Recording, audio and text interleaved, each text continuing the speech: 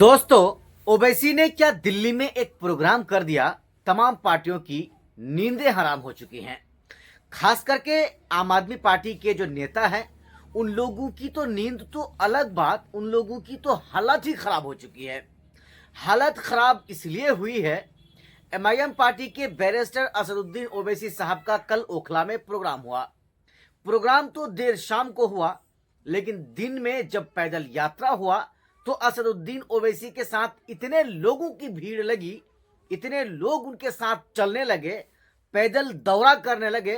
दोस्तों, उस चीज को अगर आप भी देखेंगे तो हैरान और परेशान हो जाएंगे। लेकिन सवाल यहां पर यह उठ रहा है कि क्या यह भीड़ वोट में तब्दील होगी।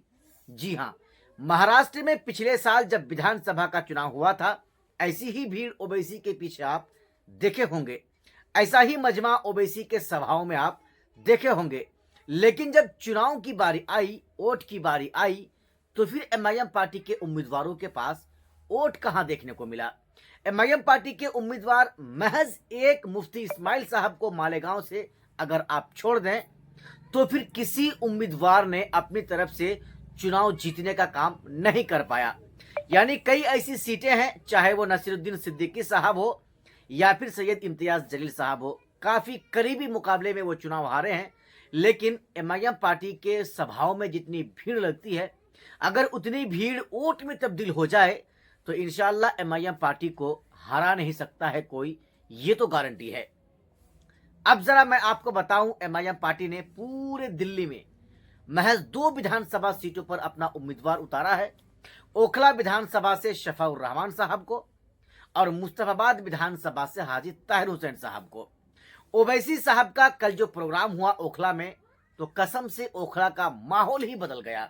माहौल मैं इसलिए बदल गया कह रहा हूं कि एमआईएम पार्टी के बैरिस्टर ओवैसी साहब का वहां पहुंचने के बाद जो भी कुछ लोग आम आदमी पार्टी के थे, आम आदमी पार्टी के थे तो आम आदमी पार्टी के ही रहे। खुलकर वो एमआईएम पार्टी का विरोध कर नहीं सके। और इंशाअल्लाह जो भीड़ कल देखने को मिला, ऐसा लग रहा है कि ओवैसी की कामयाबी जरूर वहां पर मिलने वाली है, या ओवैसी की पार्टी की कामयाबी जरूर वहां पर होने वाली है। ओवैसी ने अपने बयान में जब देर शाम को जब वो सभा किए, उसमें उन्होंने जबरदस्त तरीके से अपना वादा ठोक दिया। वादा उन्होंने ये किया कि हम हर उस काम को करेंगे या हमारा जीता हुआ उम्मीदवार करेगा जो आम आदमी पार्टी ने अब तक नहीं किया। दोस्तों, एक बात को मैं आपको बताऊं, ओवैसी साहब ने आम आदमी पार्टी के अरविंद केजरीवाल पर कई निशाना साध दिए। कई निशाना साधते हुए उन्होंने कहा कि जहां मैं जिस रोड से आज पैदल यात्रा किया, लोग तो मेरे ऊपर फूल की बारिश कर रहे थे, फूल बरसा रहे थे, लेकिन जब अरविंद केजरीवाल इन रोडों का जब वो दौरा करेगा तो उन पर चप्पल बरसाएगी यहां की जनता। ये ओवैसी का बयान था जो मैं आपको बताया। और आज ठीक फिर से ओवैसी साहब का प्रोग्राम होने जा रहा है।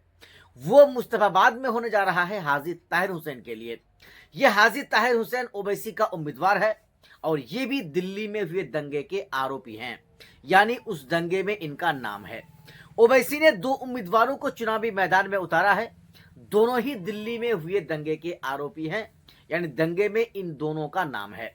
अभी ओवैसी के दोनों उम्मीदवार जेल के सलाखों के पीछे है। ये जेल के बाहर नहीं है, लेकिन इसके चाहने वाले, इसके कार्यकर्ता जो काम कर रहे हैं वो एकदम सराहनीय है।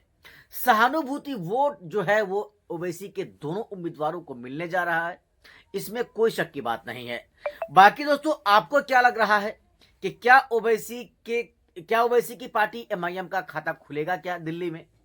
चूंकि महज 2 विधानसभा सीटों पर एमआईएम चुनाव लड़ रही है, लेकिन जो भीड़ लग रही है, जो भीड़ ओवैसी को देखने के लिए जमती है या जम रही है, लग रही है, दोस्तों इस भीड़ को देखकर ऐसा लग रहा है कि इंशाअल्लाह बहुत कुछ होने वाला है इसी साल महज 2 विधानसभा सीटों में दिल्ली के अंदर।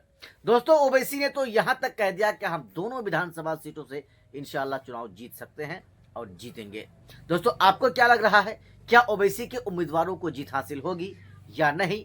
आप हमारे इस वीडियो के नीचे कमेंट बॉक्स में कमेंट करके अपनी राय आप हमें जरूर बताएं।